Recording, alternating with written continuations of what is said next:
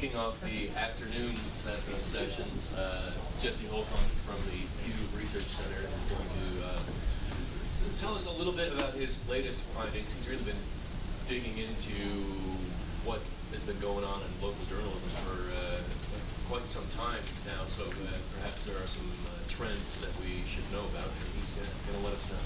Thanks, Dylan. So I'm going to just zoom out a little bit. There's been some great practical, actionable stuff going on this morning, and it's super interesting. I'll just give you the view from Pew. Like Dylan said, we've really made it a priority to study what's happening in terms of the trends in local news, what's happening with audiences, what's happening on the news production side, engagement in local communities. The most recent report that we did that really touches on some of these questions was what we call local news in a digital age. It was actually a series of 3 case studies where we went into different sized and different types of markets around the country, and we threw a whole bunch of research methods at it. We wanted to know how people are engaging with local news. We wanted to study what kinds of content was being produced. We went into the Twitter API, Facebook, and all the rest. So we examined it from a whole bunch of different angles. And by the way, if anything I touch on in the next few minutes doesn't really scratch your itch, or if you have other kinds of questions that you think would serve your community publishers, or would be useful to you, we're committed to doing this work and studying local news trends and digital trends in the coming years. So let me know if there's something that you're curious about that one of our research reports doesn't necessarily hit on. You never know, it might wind its way into a survey or some kind of another study that we're doing. So we published this report. We looked at Denver, Colorado, Macon, Georgia, Sioux City, Iowa. We wanted to get outside of the East Coast a little bit. Some of these kinds of reports have clustered around the Northeast Corridor, Amtrak corridor. We wanted to get outside of that a little bit and to ask some questions. So we studied different, like I said, different size markets with real different makeups. And one of the reasons we did this, we do a lot of national surveys. We ask about trends, and I think that one of the things that can happen when you're looking at the percentage of U.S. adults who do this or that is this subtle sense that everything's happening, all this kind of change is happening at the same pace at the same time. Because you see one sort of static number of U.S. adults. What you see in a set of case studies like this is that not every market is the same, and there are unique circumstances, needs, and community features that create a new set of challenges and opportunities depending on the type of market that it is. One thing we see right off the bat, though, is in any of the communities that we've studied is a really high interest in local news, especially at the neighborhood level, even more than on the metro level. This is something that we've generally seen. U.S. news audiences can be kind of provincial, but you could see that you frame that negatively, but it's also a good reminder that people really care about what's happening in their local community, especially at the neighborhood level. We had enough data that we were able to compare some subpopulations within a couple of the communities that we studied. So in the case of Denver, there was a large enough Hispanic population that we could compare their local news behaviors against the population at large among whites in Denver. In Macon, we were able to do the same thing with the African American community. And in both cases, we found that among both of those populations, strikingly higher interest in local news and neighborhood news than among the white population in those 2 cities. So once you start to dig and get below the surface, you can see that there are some fault lines within these communities, but they also offer some interesting opportunities for local publishers to meet some of those information needs, especially when it comes to certain topics. Here's just one example, though, where you see a different pace of adaptation to digital tools and information services depending on the community. You might not be surprised to see that a greater share of Denver residents say that the internet is very important in keeping up with local news than in some of the smaller, more rural communities like Sioux City, for instance, in Iowa.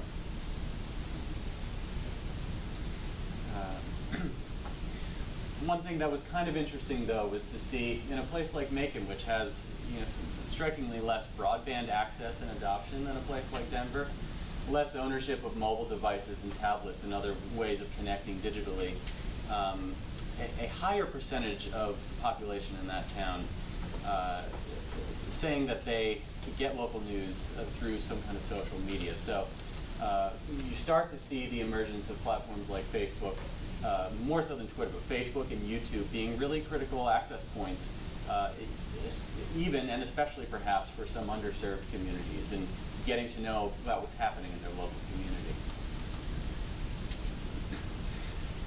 This is probably no surprise, but it's just a good reminder that local television really dominates these local markets in terms of just blanketing the region.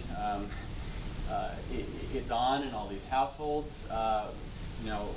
Whether or not what you're getting from these broadcasters is really meeting the community's needs is sort of another set of questions, but it's still really important. We see it in these local markets. We see it in the national trend lines as well. Yeah. All the more reason we should have partnerships with our local TV stations to do stuff and get our logos on the screen.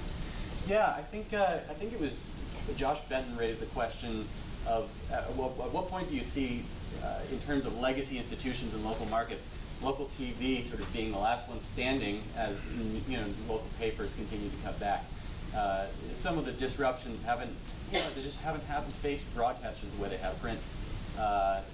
So you see a bigger presence for local TV compared to the local daily than you did maybe even 5-6 years ago.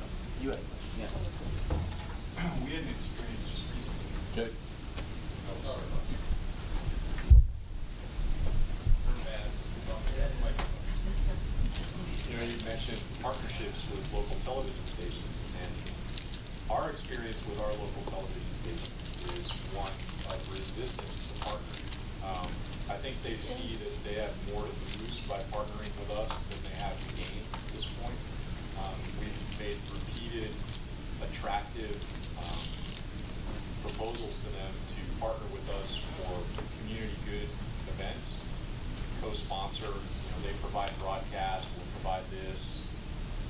Nothing. They might be singing a different tune 10 years from now. I don't know. I know Jan has done a fair amount of work looking at some partnerships along these lines. So your work at JLab is a nice resource, I would think.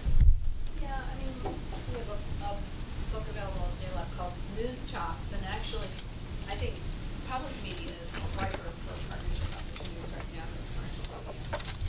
And they're especially looking to build out their local news reports because they're having concerns about being attached to NPR. And NPR is also competing with NPR. So they're a little more place to look for partnerships.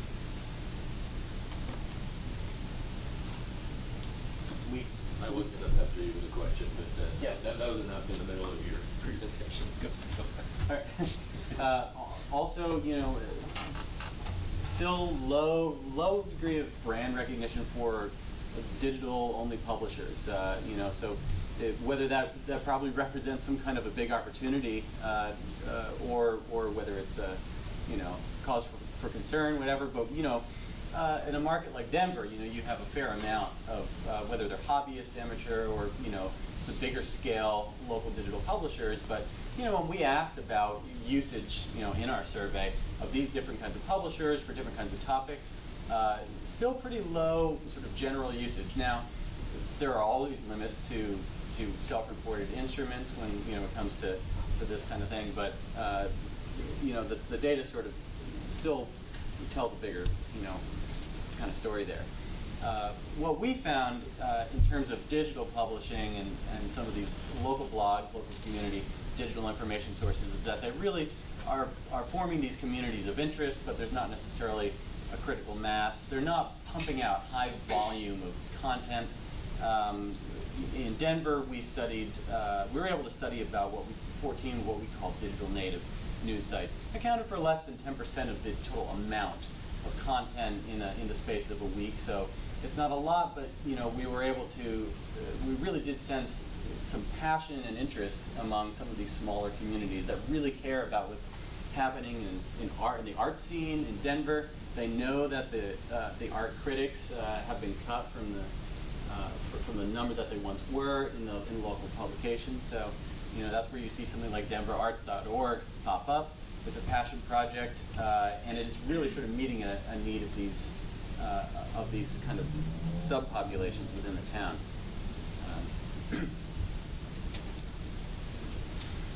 But to take a step back from these case studies, they only sort of tell you so much.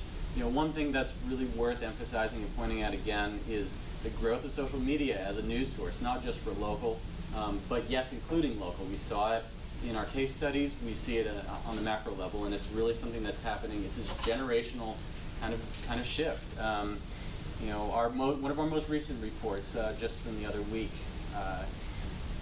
where we looked at it by generation, you see the majority of millennials getting political or government news from Facebook. And you see baby boomers, 40%. Gen Xers are kind of in the middle. You kind of see which direction it's going. Facebook is really important. Mobile too, among 18 to 29-year-olds, this is from 2013. 58% said they get news on a mobile device, and that number is only going to grow. But as I was saying before, communities they transition at different paces. A lot of factors there: socioeconomics, like I mentioned, with making broadband access and usage. News culture too, is all wrapped up in part of this. We looked at how many publishers, that had some kind of a digital presence were linking in their stories. And in Denver, among the digital content we studied, about 31% of stories contained any link, and the vast majority of those were not outbound. So, linking within the news publisher. In Macon and Sioux City, among the digital content we studied, I think it was 2-3% of any story contained any link at all. So, we also did some research on, load times and the speed of these websites, and we haven't published that yet, but I think you can probably guess, what we're finding there. So we know that digital publishers are filling the gap. Groups like Lion and others are doing a good job, actually, Michelle's List and so on, of trying to sort of keep track of what's happening here. I think that's a really good service. It's certainly useful for us as researchers, but you don't have the same kind of trade associations and institutions to help really tabulate and put numbers to this movement. So that's really useful. We've tried to do some research on it too. Found that probably within the past 8 to 10 years or so, we found and thanks to work at JLab's work too, more than 438 publishers, or 400 publishers, accounting for almost 2,000 digital jobs. And these are just in digital native community news organizations. So it's really growing, and obviously the role there becomes more critical as the trend line of doom continues to sort of go downward in terms of newspaper newsrooms, continuing to cut. We see it at the state house level too.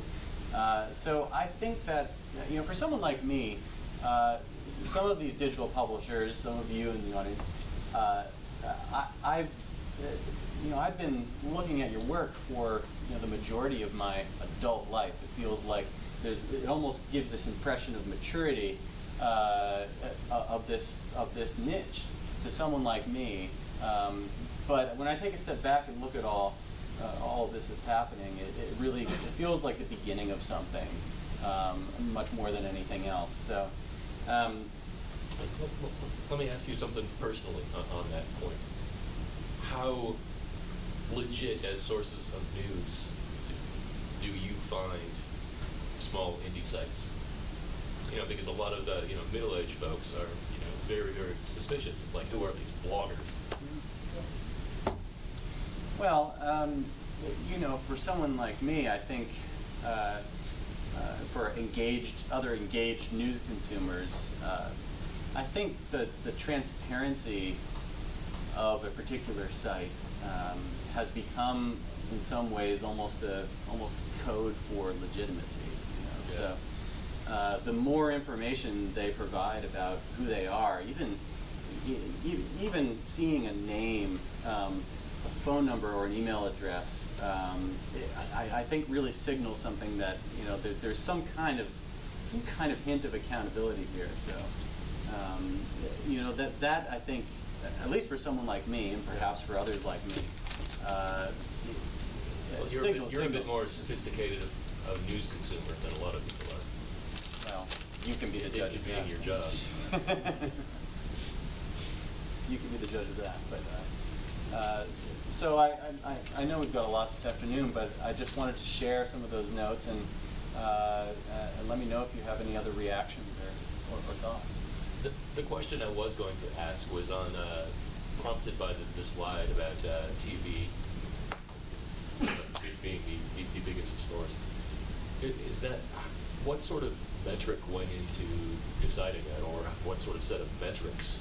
Because everybody has the damn TV on in the background. That doesn't mean we're really paying attention to it, or becoming, how much actual engagement is there with that? Or That's a good question, and frankly, our measures didn't necessarily pick up on that.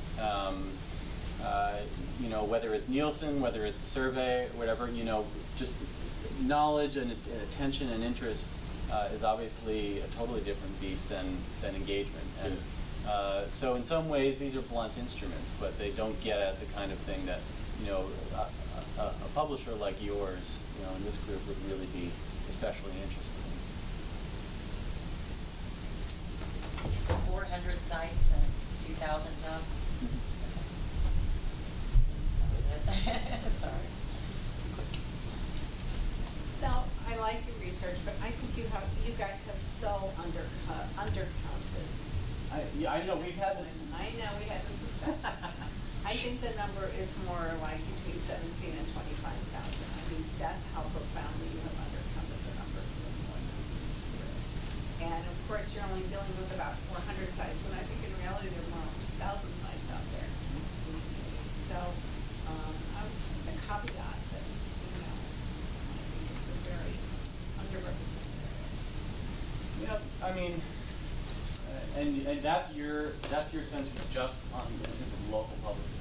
Well, that's if you include, just if you include the big guys. I mean, you include. I know, because I remember having that conversation with you before. Forbes and Business Insider. I mean, you've got about 10,000 now. You've got about 7,500 right there. And then if you add the hyperlocals, even if everyone only has 2 or 3 employees times say 2,000 sites, you've got another 4,000 there. I mean, it's a lot more of a robust space than what is being here. Yeah, I mean, it's arguable. We're pretty transparent about how we counted this stuff. Like I said, there isn't a trade association that is really sort of keeping tabs and that has every single publisher accounted for. So we took a stab at it, and we appreciate the critique. I think that it all comes down to how you're deciding who to count. The potential universe of Lion members is much smaller than what shows up on Michelle's list, because she's counting sites that don't fit our membership criteria. Right, and it all everybody. and it all There are many different lists out there. Although in reality, I think everybody is kind of somewhat doing the same thing. But and you say digitally native, so if you have a print product, you might not be counted. There are many digital first sites who do have a print product. So. Yeah, absolutely. I'm not saying this is the 10 Commandments here.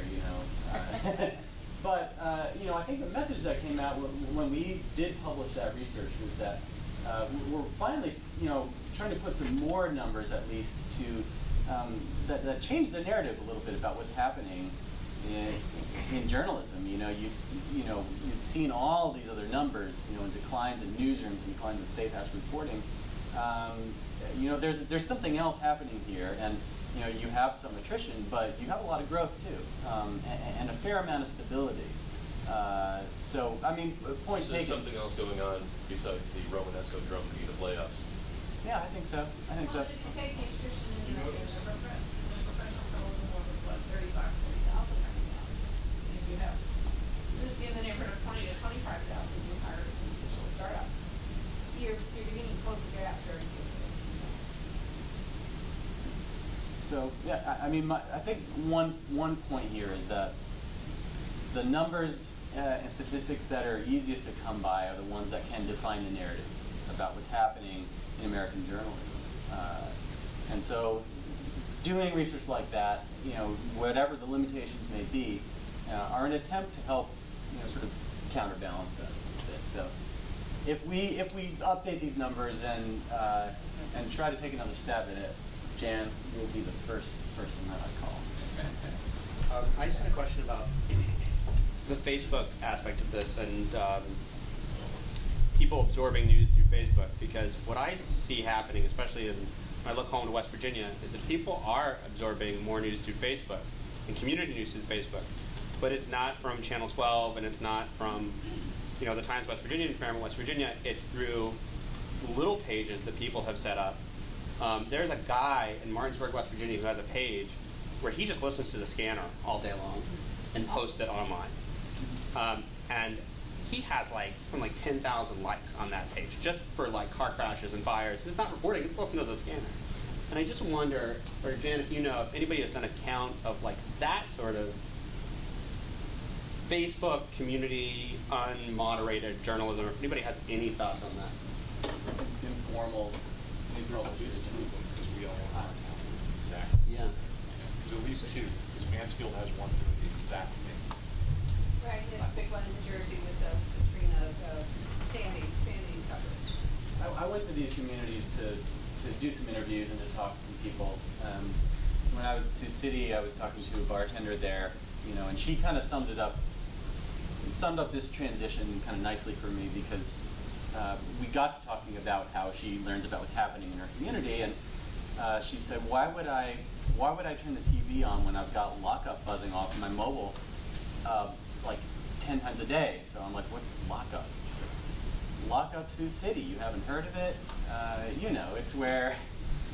It's where everyone goes to see who just got locked up. And it's kind of a brutal. I think it got shut down actually. It's sort of a brutal space, but at least for her and her her friends, her social network, that to her was a really, really important source of news.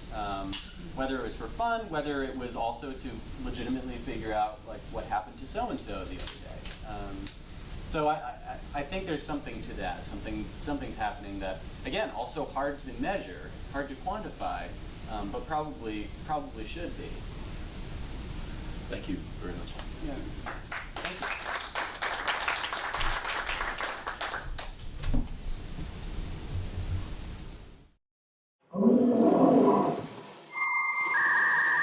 Thank you.